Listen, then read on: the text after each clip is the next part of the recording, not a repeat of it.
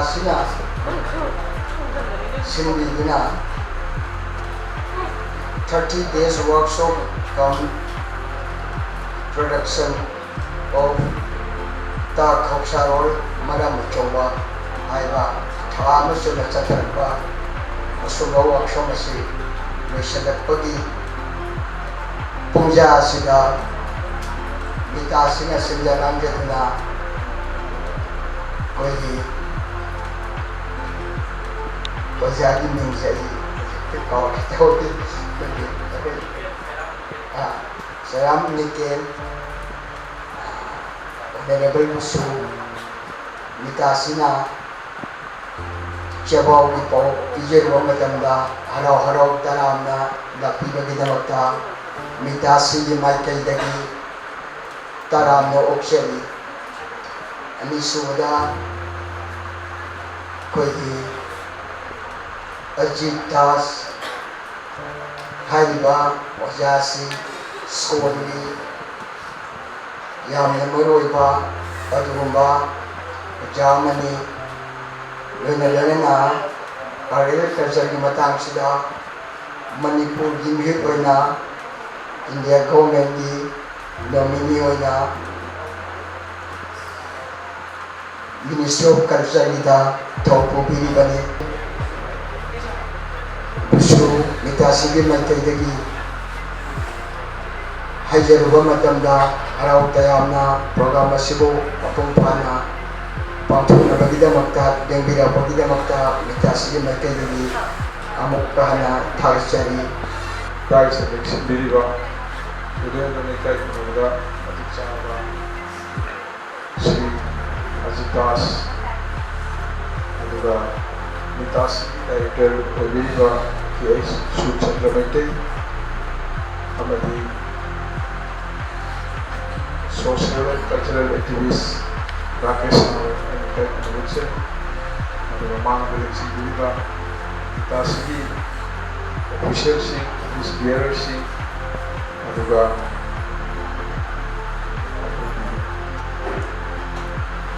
tasiki kawai happy ba mahiroi sing, aduga gajan sing, kamai puro lori sujan jaraga, ay na puro kai kuno bolse. Masih kawai si yamna, samna yamna, aku yamati baru boiba hari jabatare. Aduh orang ni, sebab itu kita macamna 30 days di workshop production program mak, hobi ba, ngasihnya election dan mit, wena, mana mampu pani, tak kau saron, baru macam apa heba, masihlah, masihlah, aku di Ministry of Culture di Makada mampu pa, tahu masihnya aku jika iba Manipuri situation Manipuri jika iba cara betul jika jadi mampu iba workshop jika ani sini mereka lagi apa mari kita cari sini matang dari ina kerja betul betul jadi ini semua ada dua subjek ada dua hiram saya itu kan yang kerja betul nanti ada aku ina aku pun nama kerja ni jadi Manipuri Sahi kaya lisang sina le lawa Manipuri civilization sida ekoi si singtam di marakta adagi ekoi masen di marakta toman bepurum sing di marakta aduga ekoi yurot kayo nabalam singi leiriba marmarunda adagi hujina bharot berba samunda leiriba lam mayam siga ekoi masen si ya toina amaga khatana sina bagi lamgi ajabtare municipality maca mayam si yam ngalingin matandagi amaga lam tawnaba adumagi lamdam ama oidra lai khang hairaba intellectual sing amadi koigi mareba ku sibe sing aduna than ta si lokhat taba yade haibagi adu wakhalonda revival ama amuk to ba hata than ta si kanna ba sing ba yong si yam kan na changjalaktana hujikti kana bu yorobage haibada school in the class tawda Hare Krishna Amadhyanatimmirandasya Jnananjana Shalakaya चक्षुरुन्मिलितं येन तस्मै श्रीगुरुवे नमः। श्रीचैतन्यमनोभीष्टं स्थापितं येन भूतले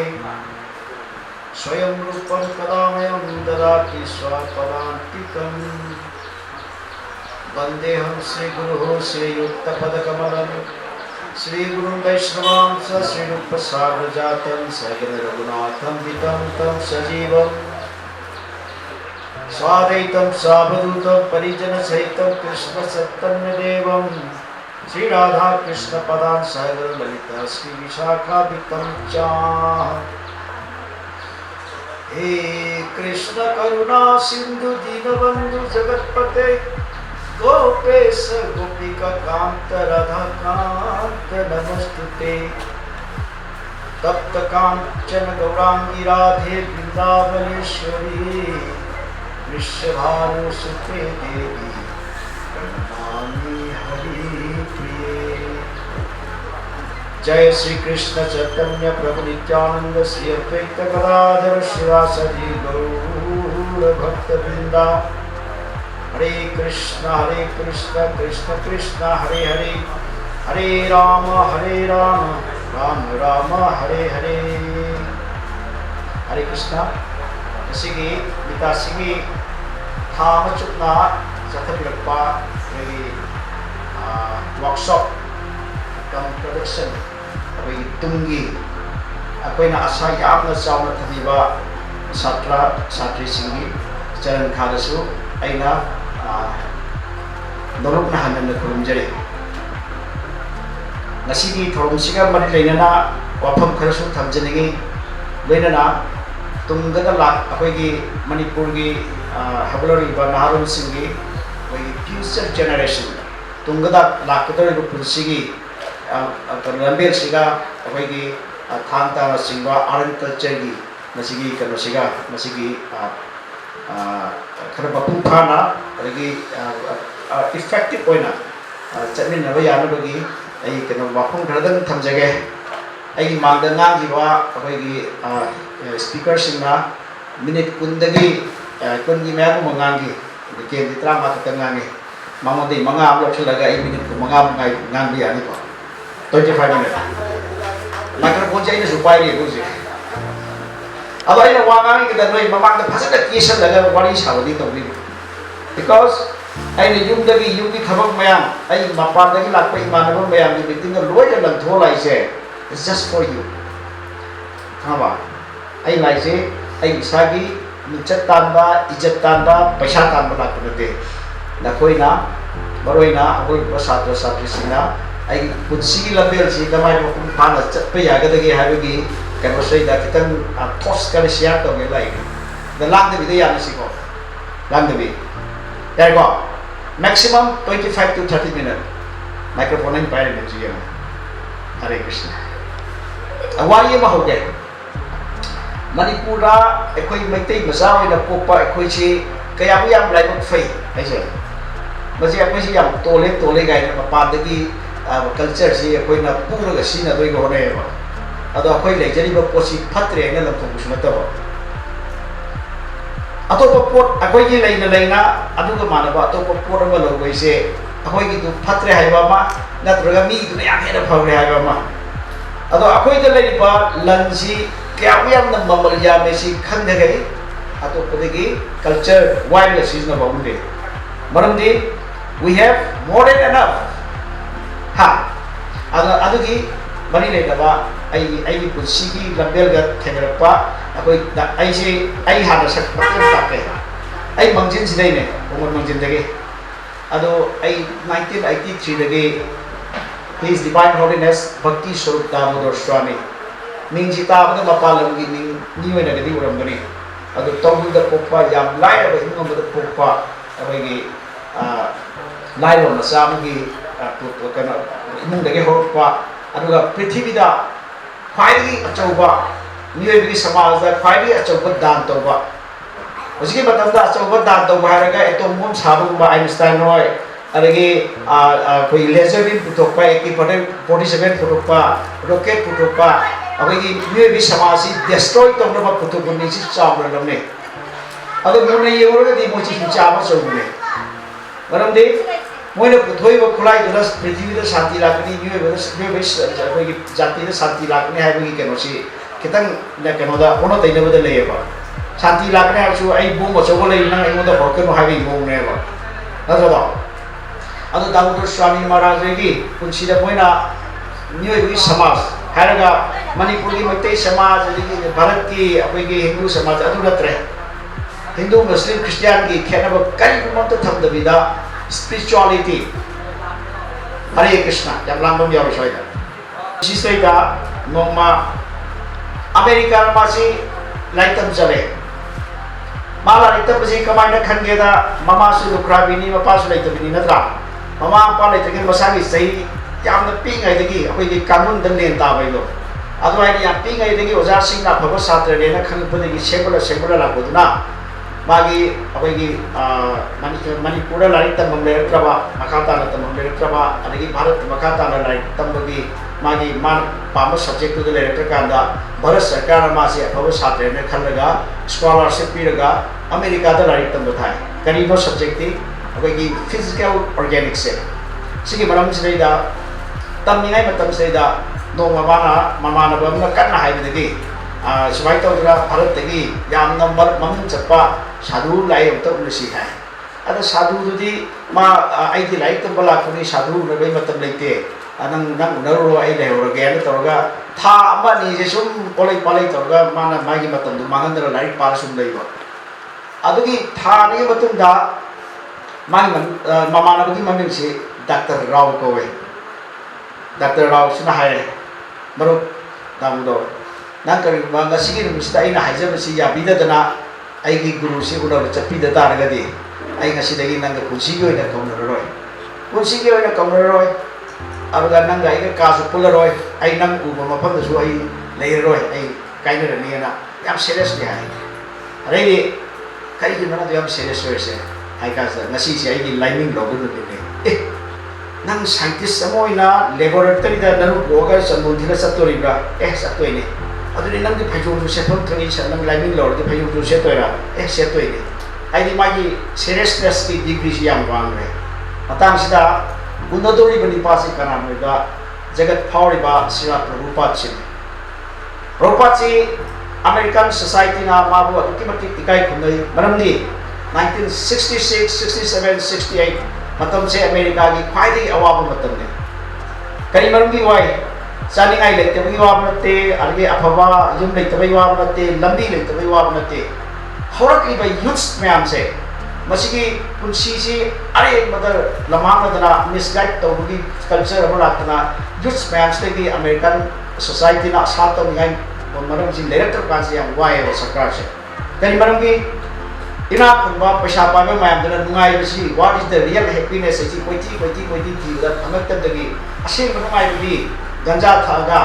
मरिजुना को गंजा थागा दे LSD drugs सिनरगा मसम सांग खागा इनु जदरगा कुसी तौदना गंजा थकरा बगी संसार ब तावरे युजना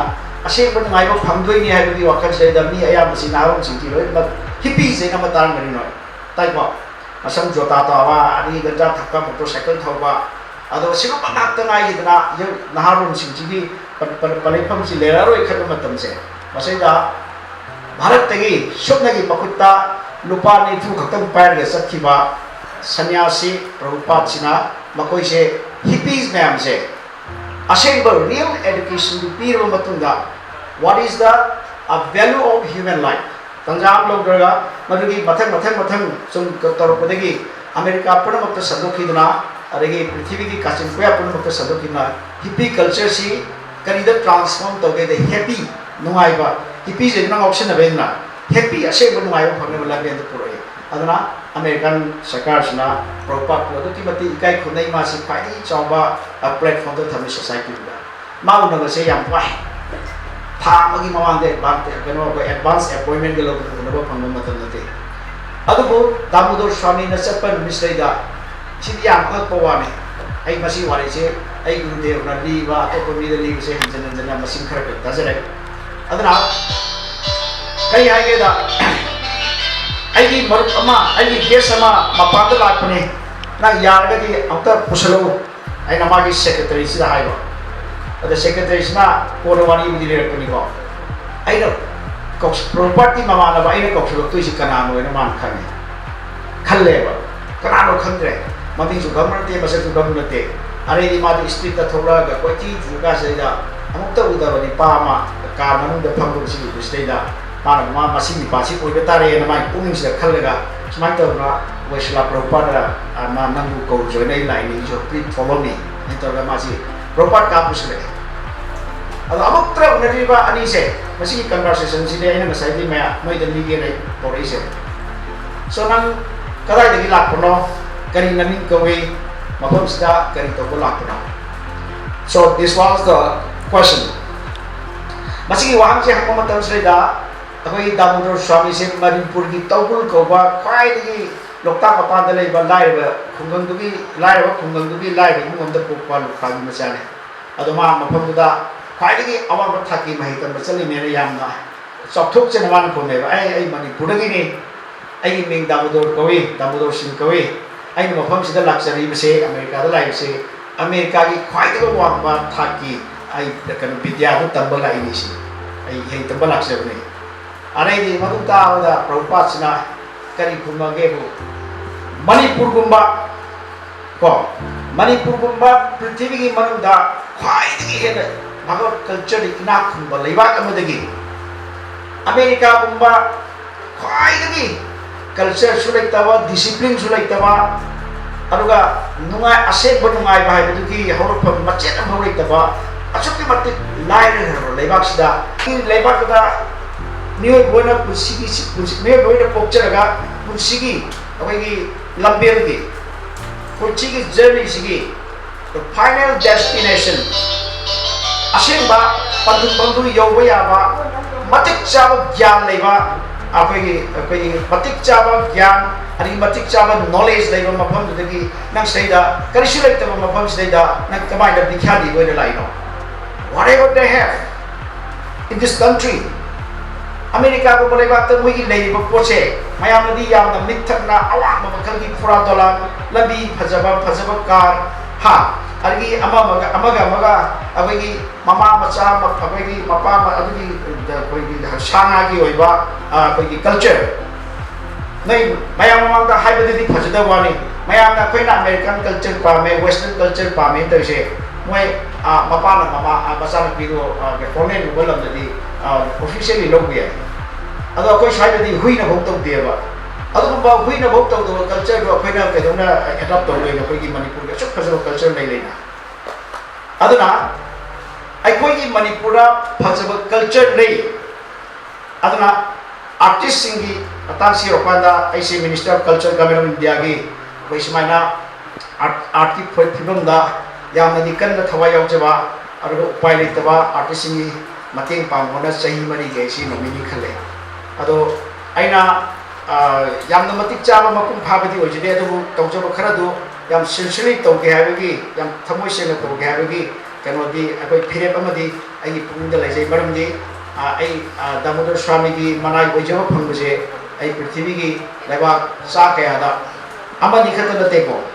पृथ्वी की लेबाक चा कयादा अखोयगी मणिपुर की भागवत कल्चर से मसी कोइना पुरगा मणिपुर की फजबा सी सिनेना मागी मतुम कोइना इम्बा मागी याथन कोइना चचबा अदु बा कनोय अदना पृथ्वी से कोइना चलु कांदा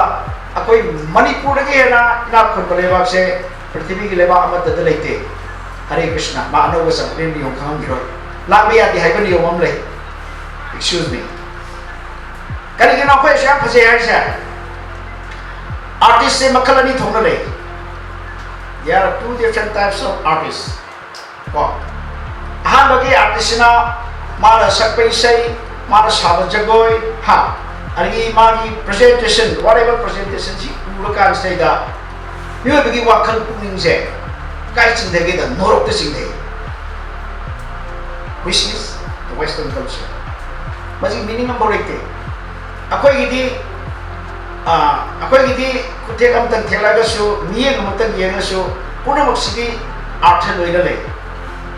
दगा अनिसु मखलगी आर्टिस्टना माना सकपै सै माना साब जगोय मागी प्रेजेंटेशन मसी पुरगा नोरोक्ता लेरंबा मीसे मसी भगवान कृष्ण के मनाता आध्यात्मिक प्लेटफॉर्म पे पुकत्तो ngamba adu makal gi artist ne hana gi makal gi artist na phawra ani su gi sina phawra kan mana phai akoi bu khalu hai tar gadi obviously akoi ani su makal gi artist se oina bu hona ga dabri koi su oi ni ko adana kana bu gi mama papa singa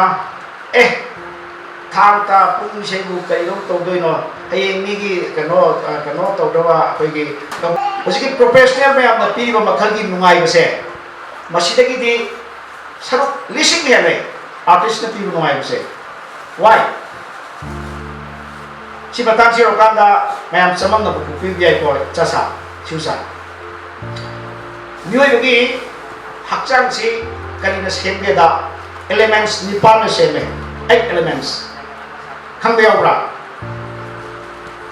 याद देखो अगर elements निपान से sir अनी थोड़े न बुखाई दोए बगी elements करी कौगे दा ग्रॉस बॉडी ये कहीं है अपो बक्चांग से कहीं साई मैं हम उसी दिखा नहीं यम लाइव कोने मई ने इशिंग ने नुक्सित ने आकाश ने हम कहीं तो खंबे ओब्रा नहीं बा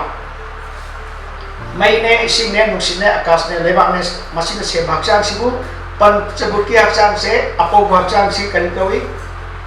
मिनो हक्चांग से करी कवि अपो हक्चांग ही कवि अदना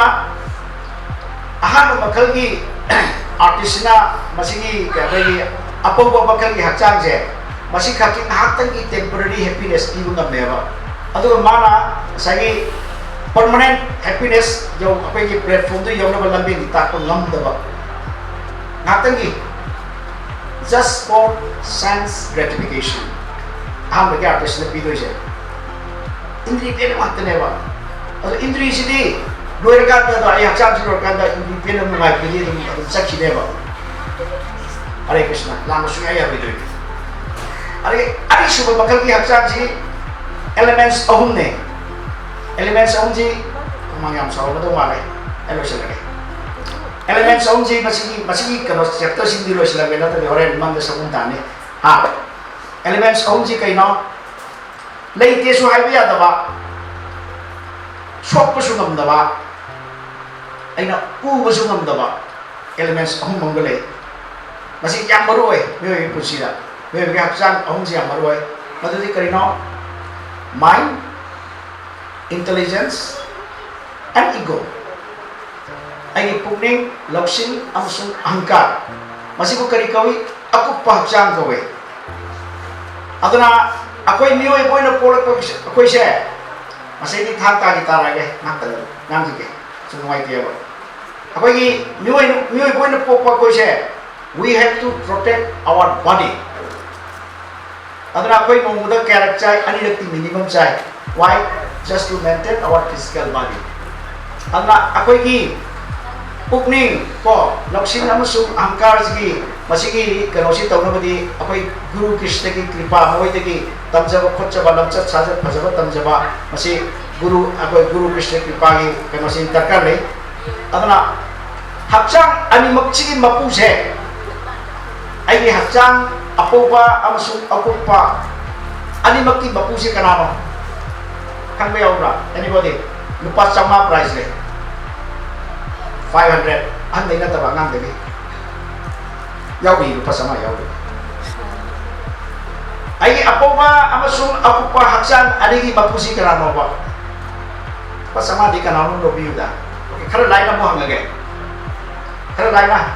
không đi cái có thằng đâu đi có thì kanano soi lo lo di chama okay asiba amaga ahimba maga ko yam sole hai su थवाई यावरी बा अबई असोर बा हमीदो मसी सोनमन रे मसी कादे मै थादो मसी सक्सा तौ सो मसी तौ बरा तौ नदे को मसी को कराम ता देबा सोइना तौरे बस जील चले बा सो बि ओरसो अदो आइगी ख्वाइदगी नुसिबा इमानी इपानी हारिबा नत्रा इचानी इचौनी हारिबा दुबा कनांग मियो एमा सिरकांदा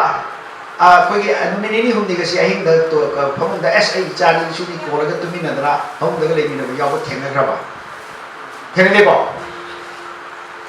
थेनदेको करी मरमगिनो अहन थुंबे यादे अगान थुंबे कनानो चुप दाई तो पचमा ले या चमा लो कृष्ण सुसारे गसी दी नंग चमा सु फगनी कृष्ण ने ज्ञान करो ले जाने हा संगा 500 सॉरी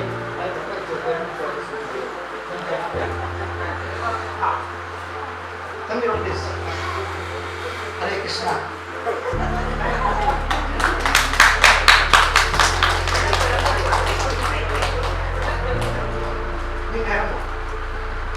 Ilina.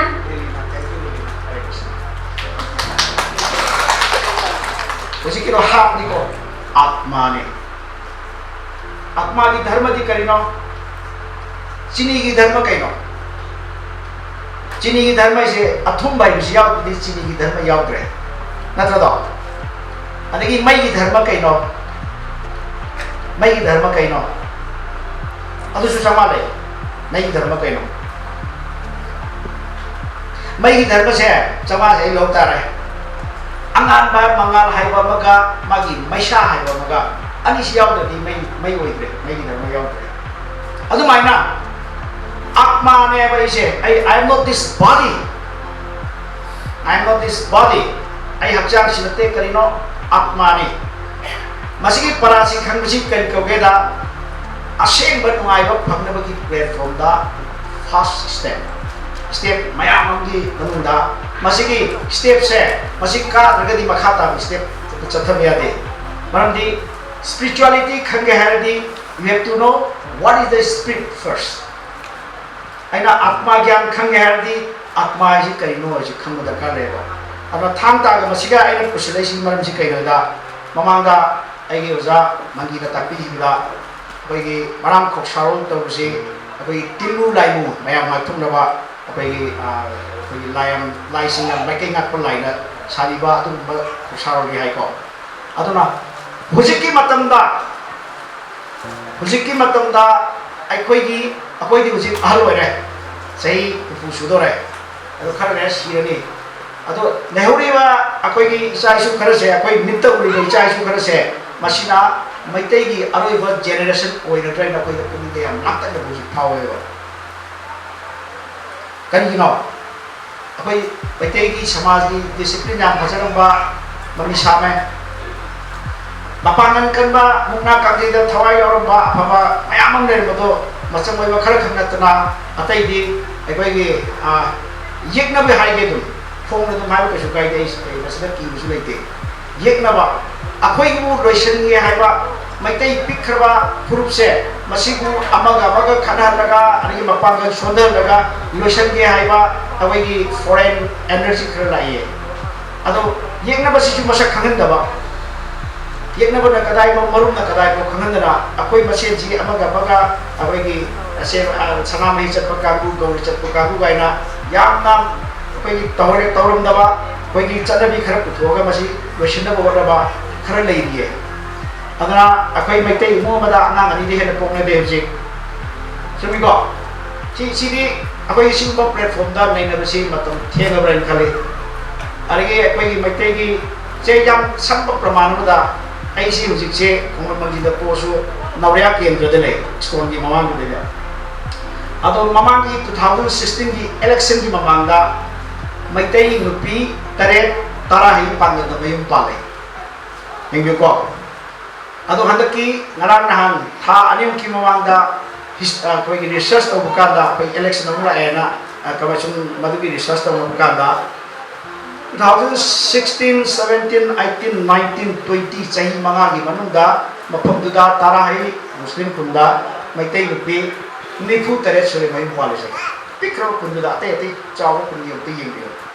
कोई मैतै की हलपी मैतै की खरो पाइले जिते दिखराबी असी मोइना कोई कनो सस और हट तौरगा असी कनो तो होरे अदना होगीबा बेंगोल की प्री पोल इलेक्शन मतमदा बसी खन्नब मतम योरमनिको आई कितन कनो तो उसी मैमना वारो बिगनो बेंगोलदा अबै इलेक्शन लोइगिबगी रायट छिलेदा मिलिसिंग नि पुरोम से मयुम लेहंदे मुस्लिम यावसु मैतै पांगनिना वारो बिदियादे अगर कोई मैतै कंजनबा कोई मसेन खनबगी तंजाम सुलोबु याम दरकार लेबा मी लिसिंग निफु अमुक मयुम लेहंदे मेगी तांग अनि हु मदवाइदा अदुगा आईदी त्रिनामोलनी आईदी अखोइददी तोरकनो ना हाइबे इमुंगसु नोय त्रिनामोल ओरसु नोय हिंदू नेना अदुम Phong अदुम हातोए ngana nang diwani ko 1989 da Kashmir da kano mayam lehende koi ni Kashmir pati mayam di mayum lehende masini ngarang nang di mang di ko na tene adu sayu ki pota koi ki people violence da kano da nupi koi Hindu nupi lising terese adu phong na dum rep tawe si matang si rokan tadi ai koi maitei nupi na thang peru de maram leitre maitei nupi na thang peru de maram leitre ai tu chunge pung dagi hai bani khanau ai hai bani se ai jeri je maitei nupi na isagi ijat kanjana ba ibu pagi matei parna ba thang pai na ta pai na tamui da bagi maram leite maram di akoi nuai koi na pok koi di akoi isabu protect ta gadabni ai hakchang si protect ta gadabni na shastra na takpiri ada hakchang su protect ta buni atma su protect ta buni masigi session je mamang da takpir madi tha magi program da ai sumaina wari chanai matam khara shastra ju hamdi am mai do me ado matung da ba ko workshop ta udadi marak ta wa khara sum share ta ulak se man chance review akoi sina kana de khabire de ngasi sina demo oiraga ba ai isa na isa bu kanjama ngamdraba ai ichani isa sing je ai mang da phongna Meena कनो तबदा कोई सड़क तबदा कंजरवा मिदी अकोइना मी अमने ने हिंगबगी कानो से करी ले दगेबो so we have to maintain our discipline, we have to maintain our body, we have to maintain our atma gi matang si rokani masi aina harba platform se kitan leiba kano angang si di kitan noguni adubu yam samna harba longchat sajat phajabai sesna nupi si di khwai di chawbul lamne si kawbiya re ai gi ijati gi leiba culture se bhagavad culture manipur gi akoi gi manipur da gauriya vaishnav dharma lakpada manipur gi culture hana lerama tradition bang ba kari ma makhal gi thabak ama bhok tawte asuk sarpa ipai pu singna manipur gi ngamkhai ngalakpa matam da jai jai sri govind ji gi ena thangsang chalaga pairaga yengna ba lam thengna ne ba ado matam da akoi gi sanamai ka chindala pa sanamai do shaitan ena mapa thoksin de ba ipai pu singna akoi gi ai mamang gi sahida akoi gi kano akoi gi mahadumen gi sewa ma tawsi ma tanda ai pung de yam da ipai pu singu hana akoi ni kai kum nazar dagi he na ikai kum dagi pung da phaw ma lai je maram di hana le ramba akoi gi maitei gi oiba traditional art form se phibam amata kahan na thambirame mangan gi ai por mo yauke sulau yauke jikada mina sikchet thajalapagi khana na ba kharaga tawse masi yabi ganu as long as manipura sana mai la ba koi puna makse loina punjan ma tamoi haidi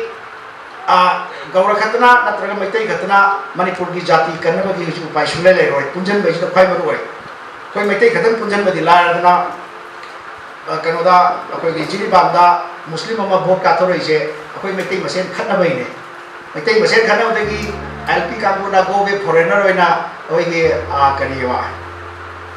Vishnu Priya kangu maitai ojin ba kangu du noi foreigner ne chalo ta de ni moi do roi panga da bot ki part pi hi na ba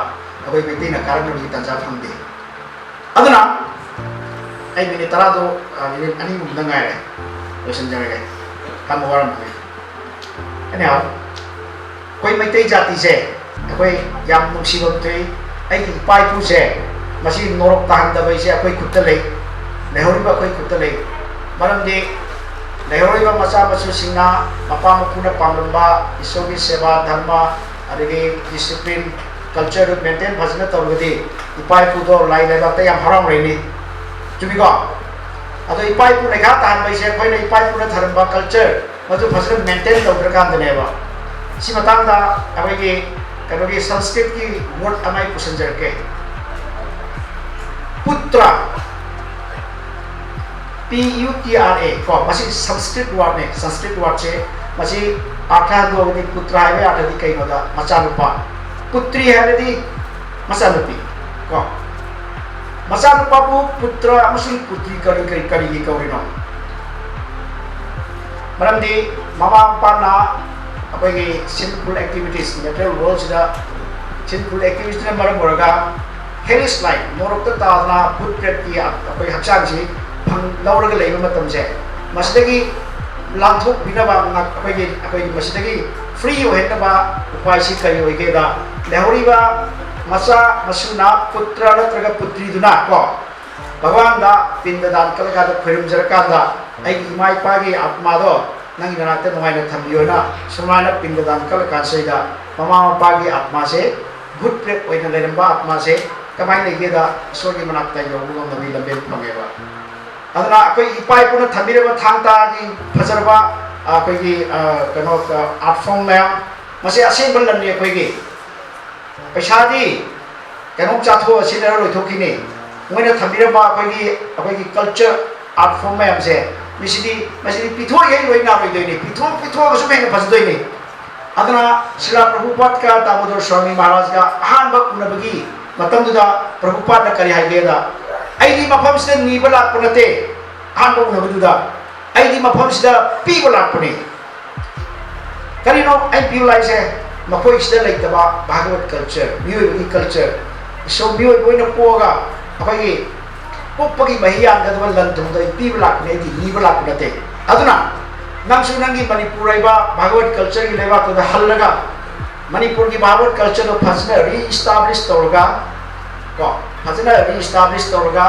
पृथ्वी पुनमते ये थोप तारगदि नुमितना नोपोक्ते थोरलगा नोचुक की lambda मान पीबा दुमाइना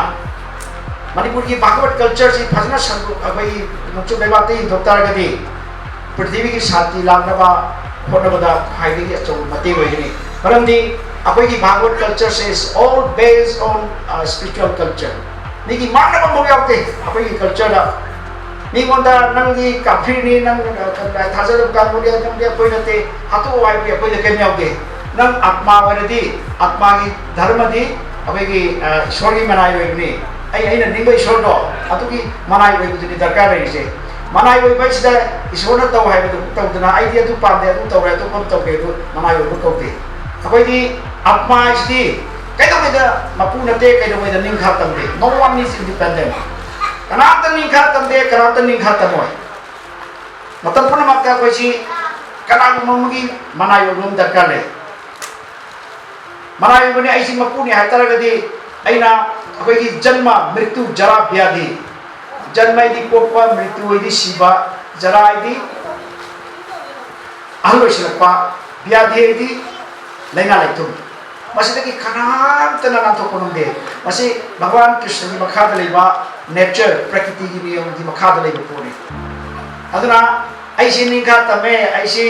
आई independent को ओइरेगा हाइतादे बड़े बड़े तदि नंग सिरनो आई सिरोय हाइया पोते मसि जेल मनुद लेबा अखोइगी फादोना अखोइगी सरकार नवालोग हाइम जाने सरकार नवालोग हारगा जेल दे दुम लेबा अदुम जाने अदुना अखोइगी मनाय होइगदबनि मनाय से कना नोइदा ईश्वर की मनाय होइगदबो ईश्वर की मनाय होइबसे से फॉर एग्जांपल ईश्वर पीबा पक्का इमुदो माय मनाय होइबो कोइ तुमिको ईश्वर पक्का पीबदा से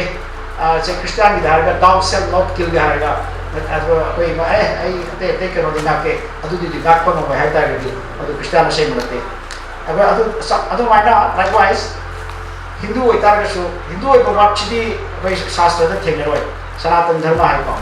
अदो मसी होइतारगसु फॉलो होइतारगसु चैतन्य महाप्रभु ने पीबा पक्का भगवान कृष्ण को पीबा पक्का तो इंदना आई माय मनाय है जित तवैदि नतेबा अदना आइना निगे ईश्वर से सिना पीबा पक्का इनबसे मसिना निवे बखोइगी धर्म ने माय मतम की स्टेप हाइगल पुना दैट इज डिफरेंट थिंग अदो आइना सिगी धर्म से चले हाइदरदि अदो आइना धर्म आइना चलेबा धर्म की ईश्वर ने पीबा पक्का इनबसे मसिना कोइगी प्राइम ड्यूटी ने अदना लोइसलपदा अदना मांग लेबि मतमदा थमोय से हाइजबने अनाउंसमेंट से लेने मतमदा अने तौजुगे अने कुजिगे अने कनो तौगे मरमदि सिगुम्बा तसेंग तौबा मणिपुर लेगो ऑर्गेनाइजेशन मैम से अखोइगे अहाबगी मीटिंग दा यामना थिना माने मरमदी पैसा से लौटोक पे आप लौटोक का थलो सुधो को तो ना से मसी मैम ले थैंक यू आई मसी की अबो पसी से माय लगे करो तो ना खागा से बो को दा इन्फ्लुएंस आई को जल चेकिंग हम लाए अदो मोय को नकल अंदर थमगा जायना पसी तो मसी की कुंभावा सपोर्ट तो गुण नवा चे चांग कुंभान फले पियो अदे जायना कनो के तो ना को दा फोन तो से मतलब तो इन फले राधे नंदन मसीबु कोनबीबा इबुदौ इबेंदौ अनिबु सेना थाबोनजरगा ngasi lamtagi tang taraga mapan kharaba nomaiji numi yeng isinani kumathoi asiga thana kuntrasu changna chat chukna chat pangthokuna lakpa workshop kam production of ta kausaron maram achoba haina mi thonjaba under the scheme of CFPZ Ministry of Culture Government of India, New Delhi. CFPGS 2019 and 20 scheme gi makhada pangthopa kha machupna pangthorapa ta thoksaron marak achoba haiba masigi workshop rosinba na workshop production asibo presentation to bagi ro yamna mapung pharaga thorong asibo koliba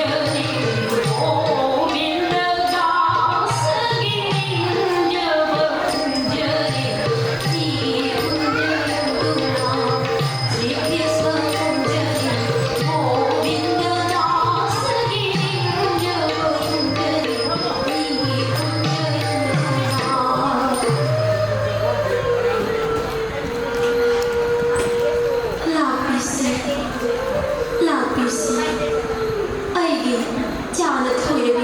Braj को P पुनमल ये सेदना वग कयादनी थीजरिबा लई सुखी बिना